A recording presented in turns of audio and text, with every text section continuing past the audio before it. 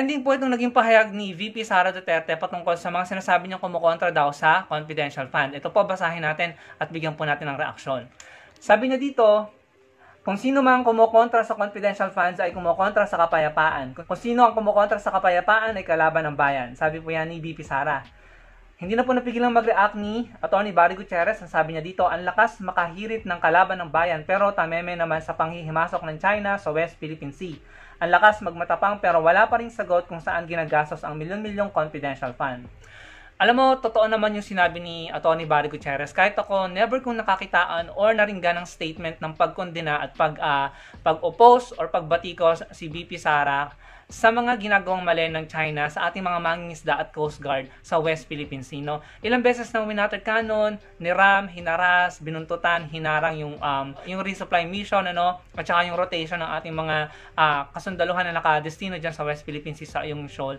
Ilang beses na tayong nadehado sa China, pero never kong nakaringgan, nakakitaan ng statement ng pagkondena ang mismong Vice President natin ng bansa, pangalawa sa pinakamataas na posisyon sa bansa, ay never kong naringgan na binatikos ang China sa mga ginagawa nito sa atin, sa West Philippine Sea. Noong si Atty. Lenny, talagang hindi siya natatakot na kondenahin ng China sa mga ginagawa nitong mali sa ating bahura sa West Philippine Sea. Pero si VP Sara, never ko nakaringgan. Sa katunayan, ang naririnig pa natin ay mga pagbati niya sa wikang Mandarin sa China kapag may celebration ng China. Yung founding anniversary ng Communist China. Binabati pa niya sa wikang Mandarin. Nag-e-effort siya na magsalita ng Mandarin kahit nahihirapan siya, nakikita natin, pero nag-e-effort siya. So parang para sa akin, piniplease niya. And dun sa naging statement niya na sinasabi na yung kontra sa confidential fund ay kontra sa kapayapaan at ang kontra sa kapayapaan ay kalaban ng bayan, para sa akin mali yun, Kasi unang-una, i-identify natin yung bang nagtatanong kung bakit may confidential fund ang mga civilian agency ng gobyerno, ang tawag ba doon ay kontra na? Hindi ba nagtatanong lamang, Yung mga nagbubusisi, yung inaalam kung paano ginagamit ang tax natin sa confidential fund, Yung ba'y kontra na para sa kanya o para sa mga sumusuporta sa kanya?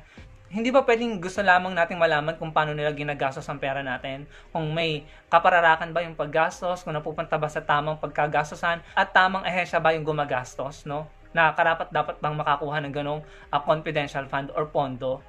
'Di ba? So parang mali naman yan, erroneous yung ganyang statement na kalaban ng kapayapaan at kalaban ng bayan ang mga kumukwestiyon or kumukontra sa confidential fund. May mga kumukontra sa confidential fund para dun sa mga agencies, civilian agencies ng gobyerno na hindi dapat nakakatanggap ng confidential fund. So, ibig sabihin ba nito, kalaban na sila ng gobyerno? Kalaban na sila ng kapayapaan at ng bayan? Hindi ba pwedeng mas gusto lang nila na ginagamit sa mas makabuluhang bagay yung pondo ng bayan na tayo naman mismo ang nag-aambag ng tax natin? Kaya ako tamad na akong gumastos kasi ayoko makakontribute sa value-added tax na kinokolekta ng gobyerno dahil hindi naman tayo nakakakita ng transparency, At ayaw pa nilang maging accountable. Public office is public trust, Dapat, nandyan ka sa posisyon mo, nasa gobyerno ka, expected na yung mga tao magtatanong at hihingan ka ng accountability.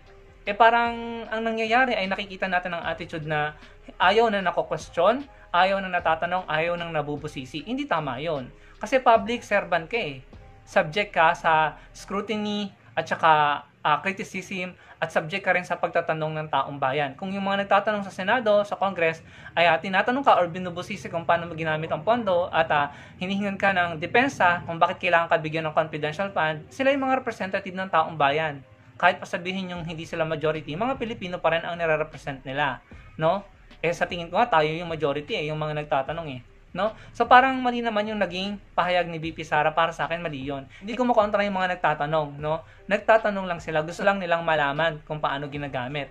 At gusto lang siguro nilang ilagay sa mas makabuluhang paggamit ng pondo, Yung mga nagtatanong, hindi kumukontra. At kung may kumukontra man, meron silang valid reason sa aking palagay at naniniwala ko na hindi sila kalaban ng bayan.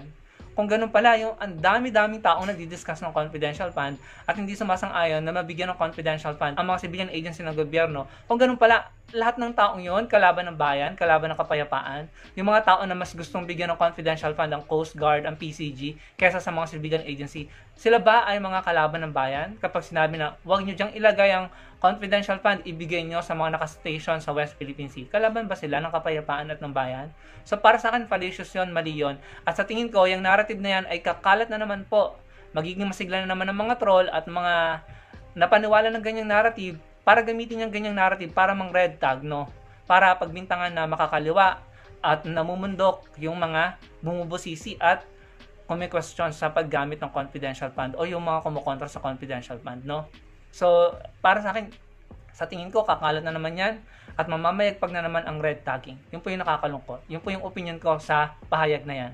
And going back dun sa naging pahayag ni Atty. Barry, yun nga, no? Bakit ganun? Kung sino pa yung totoong kalaban ng bayan na talagang kumukuha sa mga teritoryo ng bansa natin, ng mga likas na yamang dagat ng bansa natin sa West Philippine Sea, yamang dagat, kabuhayan ng mga Pilipino doon, ng mga mangingisda, na dinedehado ang mga mangingisda natin at ang ating armed forces, yun para sa akin, sa palagay ko, ay totoong kalaban ng bayan. Bakit never nating naringgan si VP Sara ng kahit anong pahayag, kahit konting pahayag ng pagkondena sa China?